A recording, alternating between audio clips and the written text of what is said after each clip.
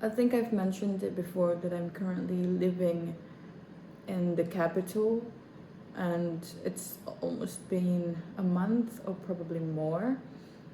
And um, I'm just not used to it. Like, still, I still have that disconnection between me and the pace of everything in this capital city. Um, so I got hit by a motorbike. That was 2 weeks ago. I got hit by a motorbike, and it was so dramatic. Wait, let me remember. So I just washed the car, and I'm like on my way to this bookstore, like somewhat of a library as well. And I'm holding a coffee in my hand, and I'm on the phone with my sister because I kind of missed home, or simply I just need someone to talk to, and I don't have friend in here. I don't have friends. Like, I know a lot of people, but like no friends whatsoever. Nothing. So I was on the phone, and I was like crossing the road, and there was this security that helps me actually, like crossing the road, but he was like standing behind me, and there was like this lines of cars because there was like traffic and stuff. And then the security sort of signals me to just like, oh, just go on there, just get on to to that bookstore. It's not that far anymore. And then when I was like walking through that lines of cars, turns out from the side of it there was this motorbikes that's going on some kind of speed, and I was freezing. Like, I don't know what to do, because that motorbike surprised me, and plus it's sort of going in this particular speed.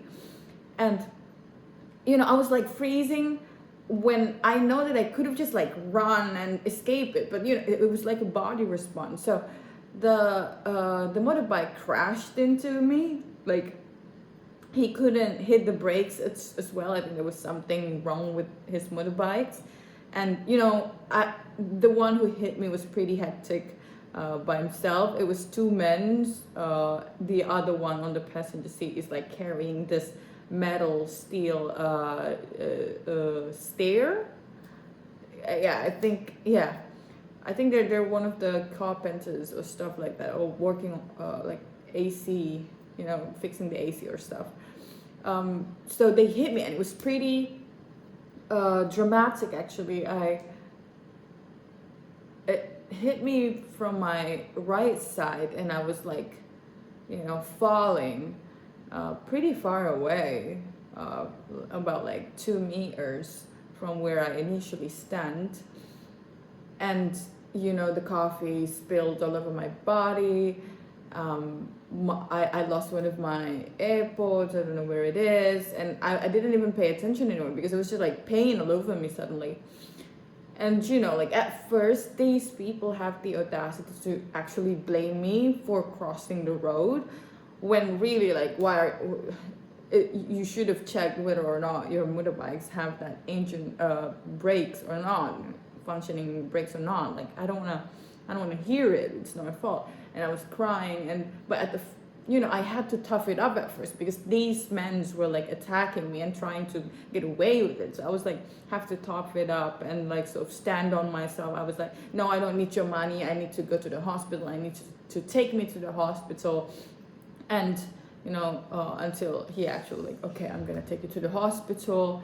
And then we went to the hospital, got my wound cleaned and all of that. Doctors gave me some kind of painkillers. And only when I was in the motorbike on my way to the hospital, when I know that this man is taking responsibility, that's the first time I can feel my emotions. So like when I got hit, I was just confused. I was shocked. I was shaking, but I wasn't sad. And I was not sad at all. I was just like, what the fuck? I might be furious. And, on top of all of that, I have to tough it up as well so that this man is taking care of me.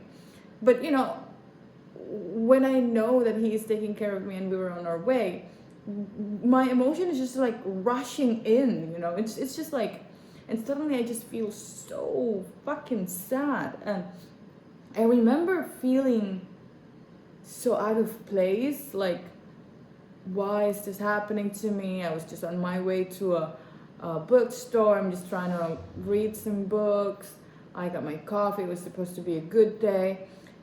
And I had no one, like nobody was there to defend me. I have to be the one who defend me, because when I, you know, when those people would sort of like attack me, when I asked for them to take responsibility, no one was like standing out or stepping in to defend me. Like nobody gives a fuck. People are just like watching. Other people are watching. None of them interfere. So it was a really tough time, and in a way I do feel very alone in that moment, because I feel like that was a very major event that happened to me. Like I'm physically harmed, and these men are like trying to escape the responsibility. You know, it was just like a very lonely place. I'm in a city where I don't know a lot of people, you know. So at that point, I feel very alone. And I remember I was just like crying on the way. I was like, why am I here? What am I doing with my life? I feel like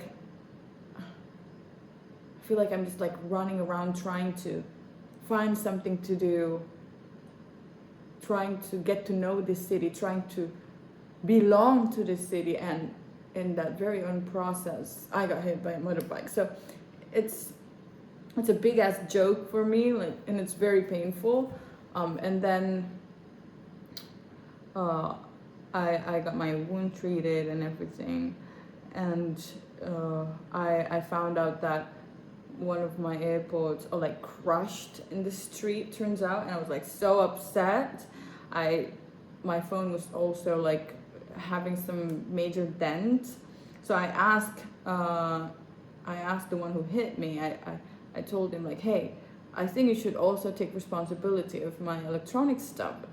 And you know, I have to sort of like involve him emotionally in order for him to pity me. Like, I don't know why, I just felt the need to make him sympathize with me so that he would take the responsibility. But I did that, you know. So I started like telling him like, you know, I'm not from here, I'm all alone, and I'm trying to find a career, I'm trying to make a living here. And you know, I was just like telling him my personal life, which, you know, it's very dramatic the way that I'm telling it, because I'm not truly alone here. I have my partner with me, but at the same time, you know, when I'm trying to gauge him emotionally, I didn't mention about any partner, because I think if I mentioned if I have partner, he would have asked, where's your partner then? Why didn't you call the partner? And I just, at that moment, it was just very, I made the conscious decision not to call my partner. But I do let my partner know that I was getting hit by a motorbike. And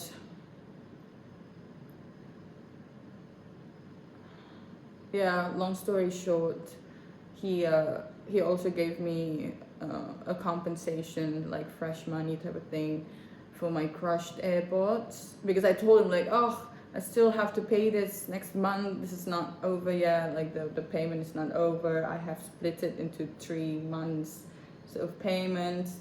And then long story short, he actually did take responsibility.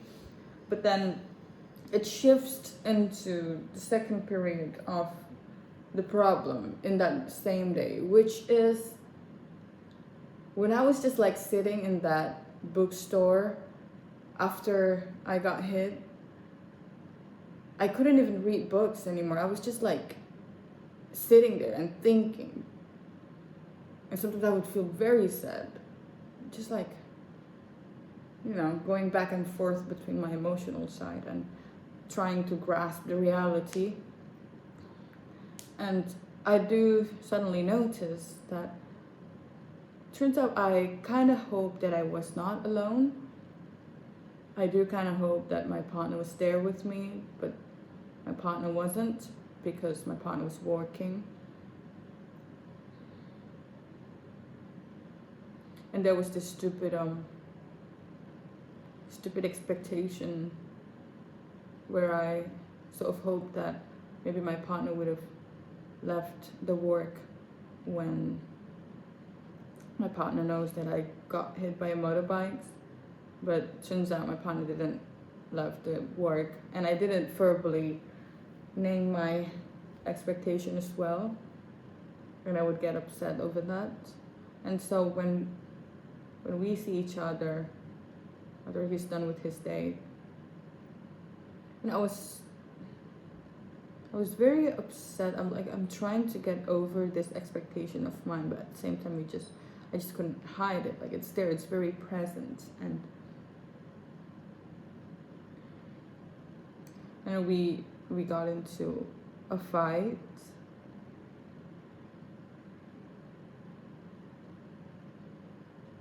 When I addressed that, I was upset because I sort of hoped that you came. And my partner had his reasoning. He said like, I checked with you, like, if it's very immediate I will actually leave my work, but it looks like you can still walk and you can still take care of yourself, and I sent you money for food. And I do understand his point very much. And sometimes I think to myself, maybe I watch too many rom-coms. Like, maybe I get this way. Maybe I'm like hoping so much from one person.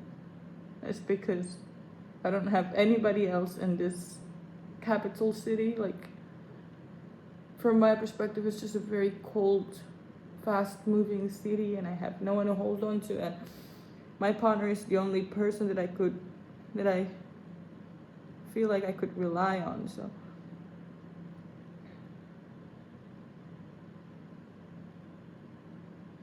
maybe that's why I sort of wish that it would be nice if my partner would just be there. But at the same time, I do understand it was kind of hard for him to actually leave his work as well. And so what comes out of that situation is me trying to study the aloneness that I have in this city. And I think my homework is that I should own the aloneness, because I do make the conscious choice to fly to the city and stay for a long period of time. I should know that the world doesn't revolve only around me, that other people have their own thing, and sometimes people just can't show up. And I think I'm currently in the process of sitting with that silence, trying to embrace the aloneness, trying to own the sort of loneliness, trying to stand on top of my own choice.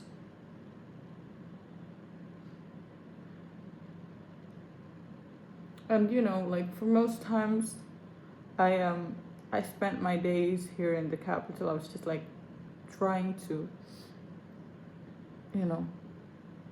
find somewhere to belong, or find somewhere that I could feel comfortable in, a comfortable crowd and stuff like that.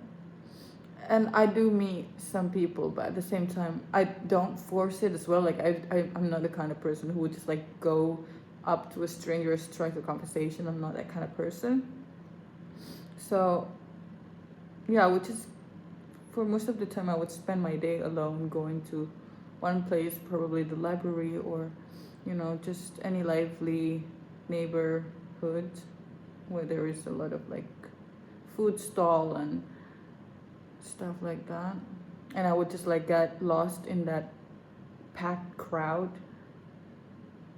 yet still being very aware that I'm on my own. So yeah, that's currently where I am in life. Like I don't want to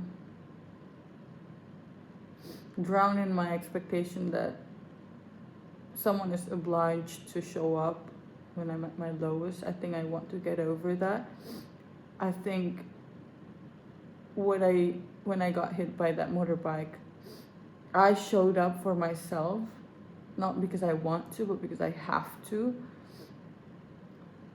But now I want to sort of like change the narrative that not only did I have to, but because I want to.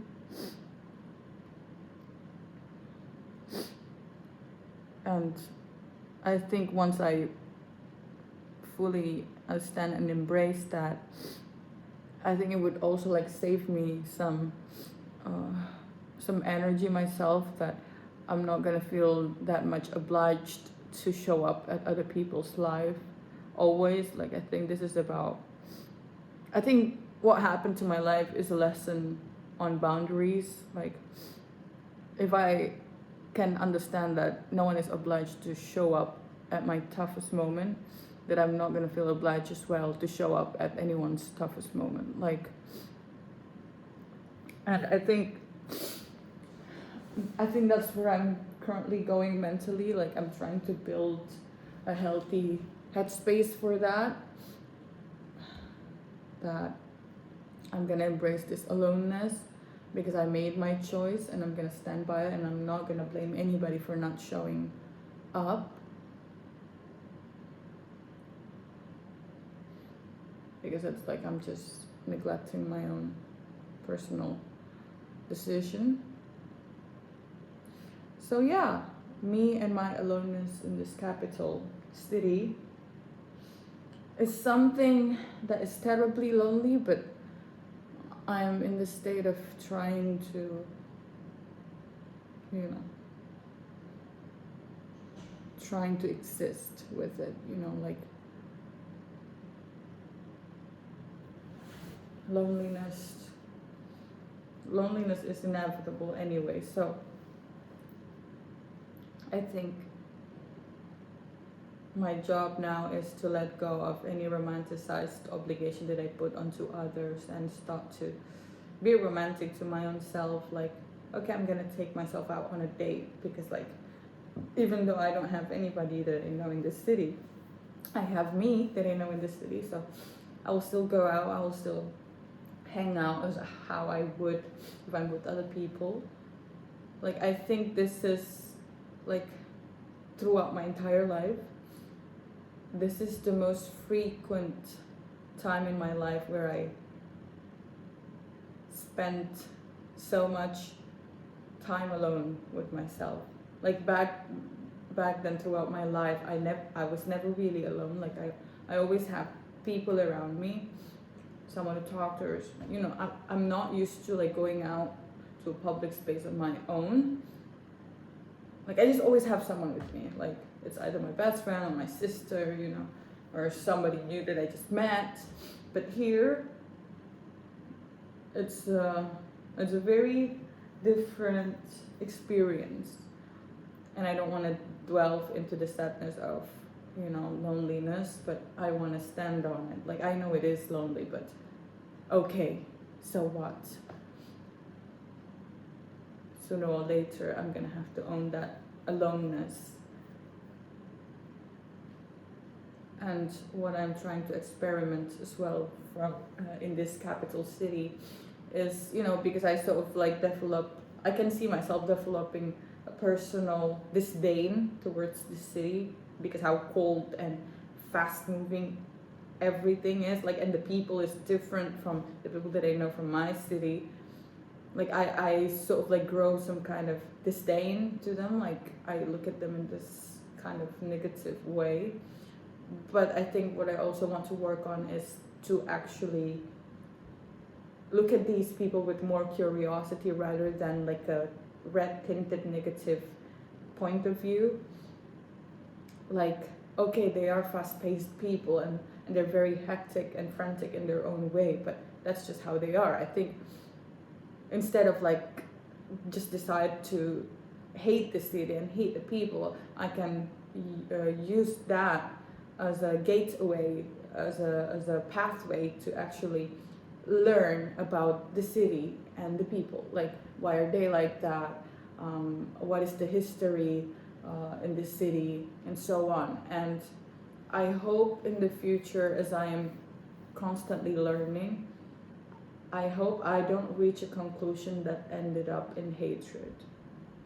That's not, I think that's not my goals here. Like,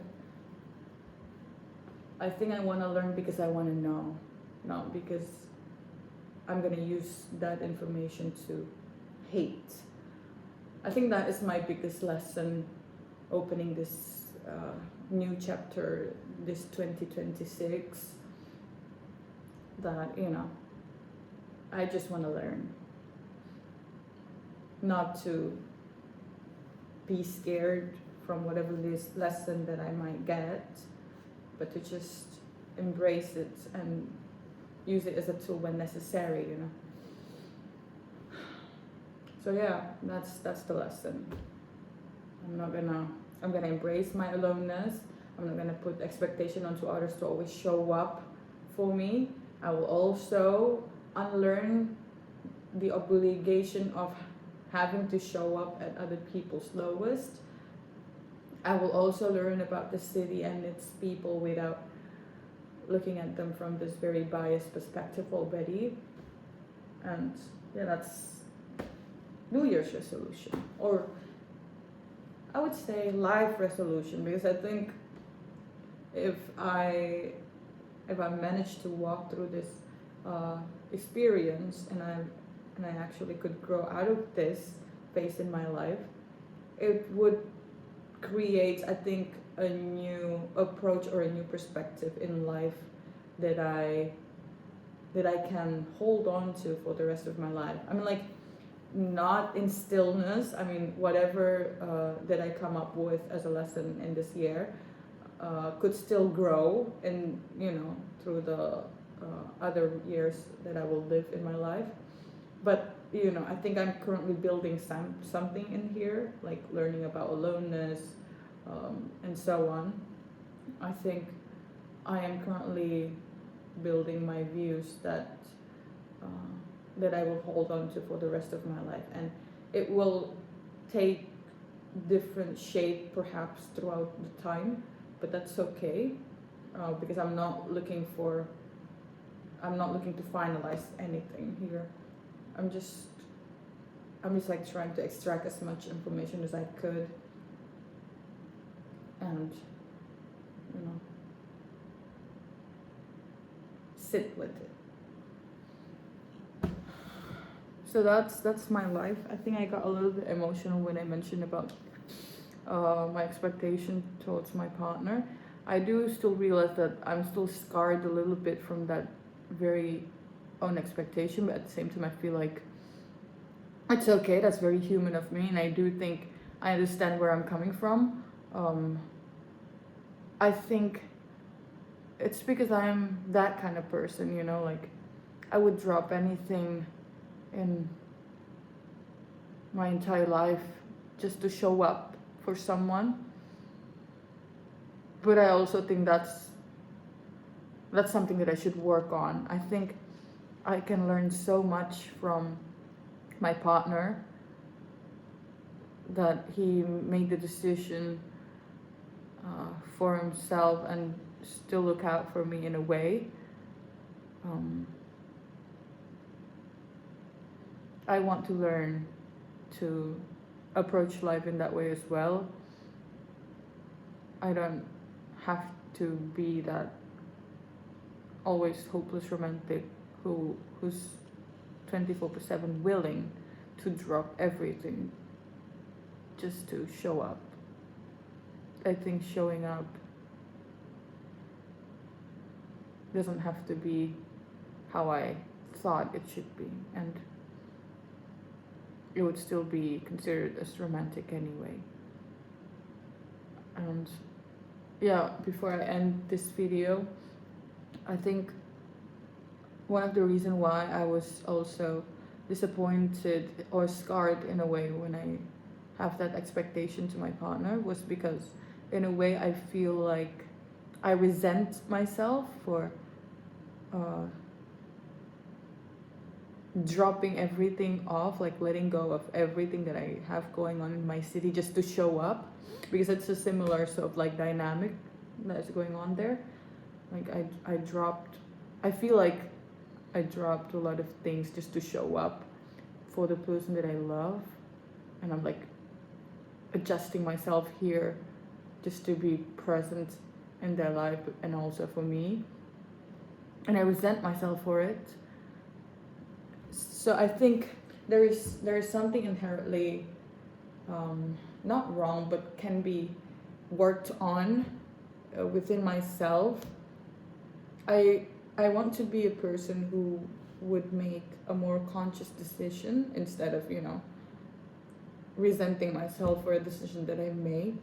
Like I don't want to be that kind of person, even though I suppose I currently am in that kind of situation, because turns out I'm scarred when people doesn't show up the same the way I show up for them. I think again, yeah, learn about boundaries, and I think there is a lot of different way that we could show up for the people that we love without having to drop everything off, without having to let go everything off, because I think once you do that, of course you're gonna resent your partner a little bit. So I think I kind of see the mind map or the core thing that I should be working on in this discourse. And yeah, if my future loved one is watching, I think in time we have to go through this kind of situation to be mature. I don't think we're growing old with maturity automatically. It's something that we actually sort of worked on. Maturity isn't something that just naturally happens. But maturity is this troubleshooting, looking at like the entire thing, taking a step back, reevaluate, learn, accept, and so on.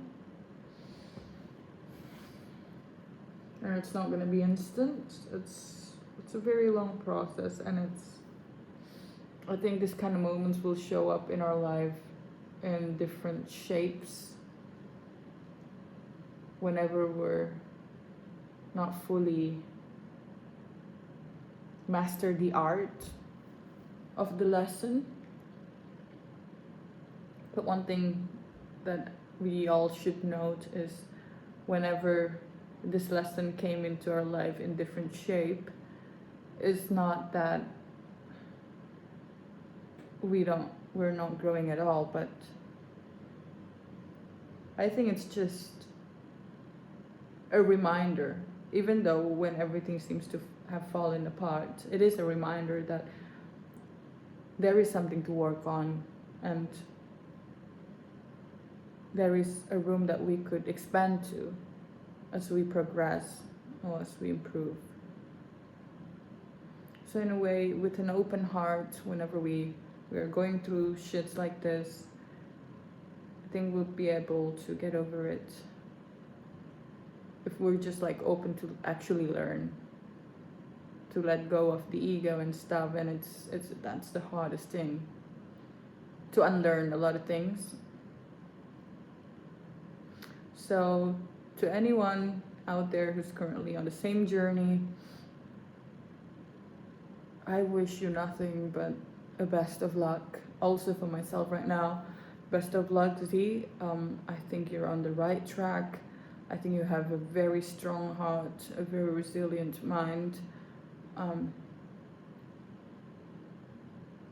I think whoever you are watching, if you go through this kind of process, whatever the output is, you're already marking your own lifetime with your own compassion for your own willingness to go through this. So that's it. Let's all take some moment to actually sit with our grief. It is uncomfortable, but we have to. It's necessary. We have to acknowledge it, because I think grief is one of the most isolated feelings. Grief is the most, we just pushed it away sometimes, we don't own it. We're so mean to our own grief, and I just don't want us to keep continuing that cycle of violence to ourselves and to others as well. I think acknowledging grief would bring so much kindness to our heart and to the external world. That's it. Ciao.